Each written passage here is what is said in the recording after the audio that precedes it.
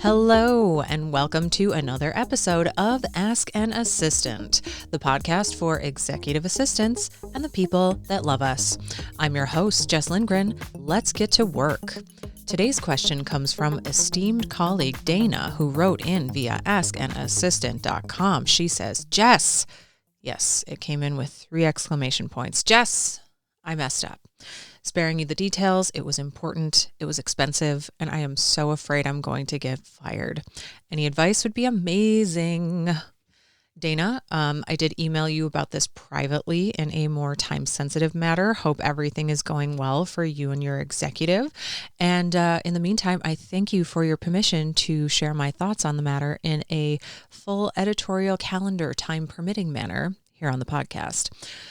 The motto when it comes to mistakes that I have personally lived by for the last 15 plus, maybe 20 years, both personally and professionally, is to own up to your mistakes as soon as you catch them. Obviously, you are not going to be the person who always catches every mistake that you make, but I think a lot of us as executive assistants are very high attention to detail. That's a big skill in the profession, and you know, it happens to the best of us. We all make mistakes. After you acknowledge a mistake, the worst thing that anybody can say after you point it out is, well, she knows she messed up. I mean, there are definitely worse things that can happen depending on the severity of the mistake. But I think that many of us, myself included, at times, usually inside my head, I'm like panicking, freaking out when I catch a mistake, and nobody else can tell by my face. I have a good poker face in that regard, but definitely panicking on the inside. But I do think that many of us in the executive assistant profession will resort to letting our minds spiral and go to worst case scenarios faster than perhaps is warranted.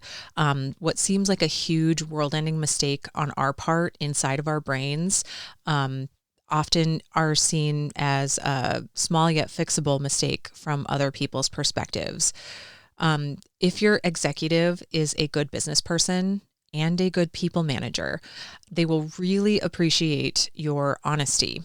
And it really helps to build trust in your executive assistant to executive relationship going forward. You, being a person of high attention to detail, integrity, solid work ethic, and creative problem solving, you'll be showing your executive that you're not going to just sweep things under the rug, even when they don't cast you in the best light. The other half of owning up to mistakes is coming to the table with solutions. You noticed whatever it is that you did that was a mistake. What are you going to do to rectify the situation? The good, fast, cheap triangle that we discussed in episode 17 of this show definitely comes into play here. Dana, you mentioned that your mistake was expensive. Depending on when that mistake was caught, the solution is either going to be something that you have time to fix. So the solution can be good and expensive, but it won't need to be fast. Alternatively, if time is of the essence, which it often is when we are discovering our mistakes, you already know that it's going to be expensive. So the solution will be fast, but likely not ideal, or the good arm of the triangle. Let's just say, for sake of example, that the mistake was that you neglected to rent a car for your executive's business trip. Like you booked the hotel, you booked everything else that they needed, their conference ticket, meetings with other people, what have you. You forgot to rent a car for whatever reason. Again, happens to the best of us. And there just is not a single rental car to be found for miles after your executive lands. I think I mentioned in a previous episode, I forget which number off the top of my head, but the one where an executive got stuck in an East Coast state during thunderstorm season. Like, we've all been there when every single hotel room is sold out, every rental car is taken because people's flights get canceled in Pennsylvania and they want to drive to Maryland. They want to drive to New York City.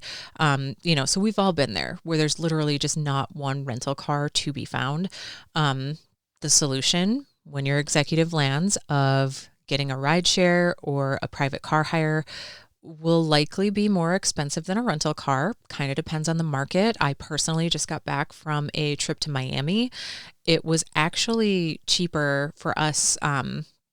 We flew in through Fort Lauderdale. I didn't realize this until like the day before we were leaving, that we were in Fort Lauderdale and we were staying in Miami Beach. And I was just like, oh man, we might need to rent a car.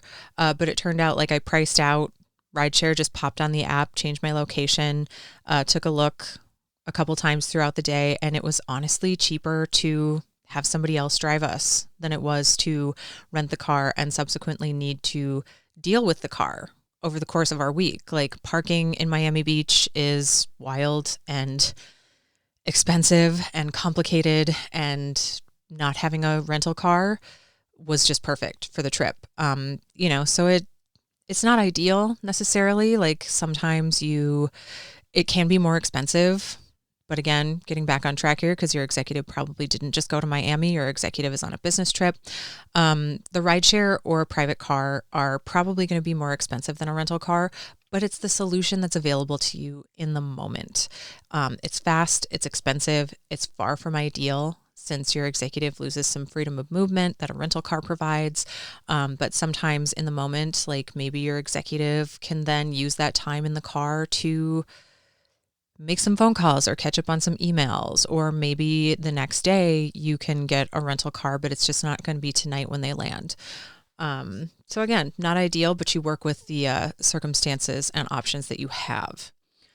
After you actually solve the issue, again, using the car example, the next time your executive travels, you had best believe that you will rent the car first. Like that memory of having made the mistake and disappointing or frustrating or stressing your executive out, feeling disappointed in yourself for having even made the mistake. Because that just, as a person who's been an administrative professional for over 20 years, like that feels like such a fresh out of college, first year on the job rookie mistake. But truly stuff like that happens to people at every stage in their career. It just does. But the fresh memory of that mistake, you will take care of that car rental, and you will probably for the rest of your life never forget, for any personal trips, professional trips you book for other people. It will be burned into your brain. Absolutely. I would like to highly suggest that after you acknowledge the mistake, bring solutions to the table, you're going to want to take things a step further and develop a travel checklist if you don't already have one. That can be as complicated as a software solution if you really want one. Honestly, I'm still using the same itinerary from my last full-time executive assistant in office job. So I've been using that travel template for like 15 years. It's just a Word document. My current executive loves it. He's just like, hey, my wife absolutely adores these. Please always send them. Hey, Jess, going on a personal trip.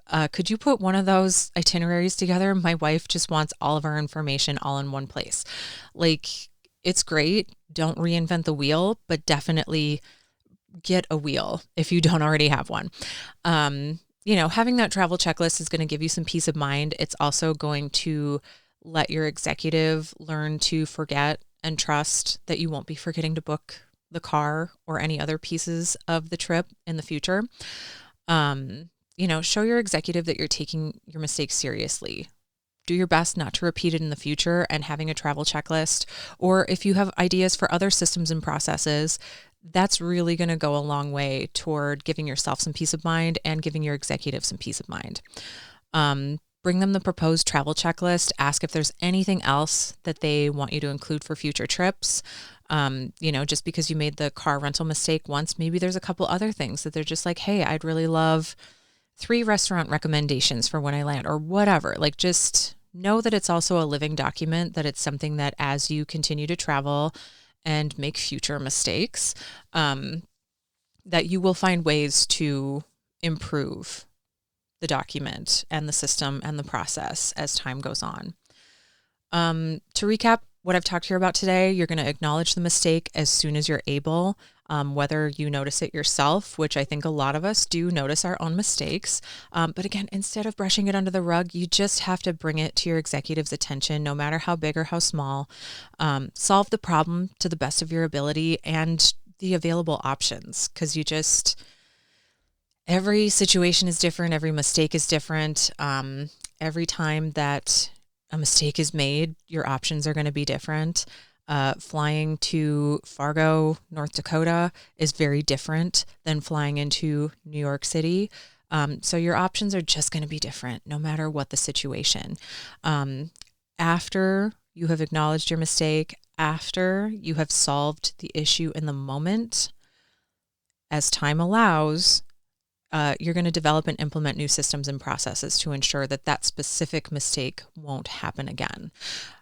You're going to make other mistakes, like we all do, but it's highly unlikely that you're going to make the same mistake again anytime soon. It's like when you're a kid and you touch the hot stove. You learn in the moment not to do it again. You just have to remember that we are all simply human beings doing our best. And while it very well may feel like the end of the world in the moment, with any luck, it is not a fireable offense and something that you'll be able to laugh about with your exec in the future. I have certainly made way worse mistakes than neglecting to rent a car in my time as an executive assistant over several different companies, several different executives supported, and I'm still standing. So that's it for this week. If you've got a question, lay it on me, askanassistant.com. I'm going to be doing some lives on LinkedIn in the new year. I would love to know if there is a specific day and time that works well for anybody listening.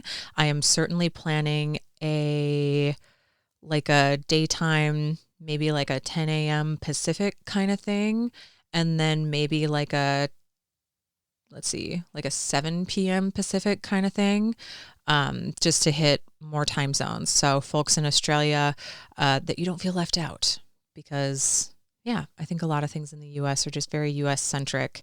And I want to be in community with everybody who wants to listen and participate. So until then, Dana, I hope that helped answer your question. I hope that our emails, again, hope things are going well for you and your executive. Hope you're feeling more confident and like you're just ready to go. And here at the end of the year, you're going to turn a new page, flip a new leaf, whatever you want to call it, in January and hit the ground running in 2025. So please remember, I firmly believe that the only stupid question is the one that you don't ask. So askanassistant.com. I'd always love to hear from you. And until next week, take care.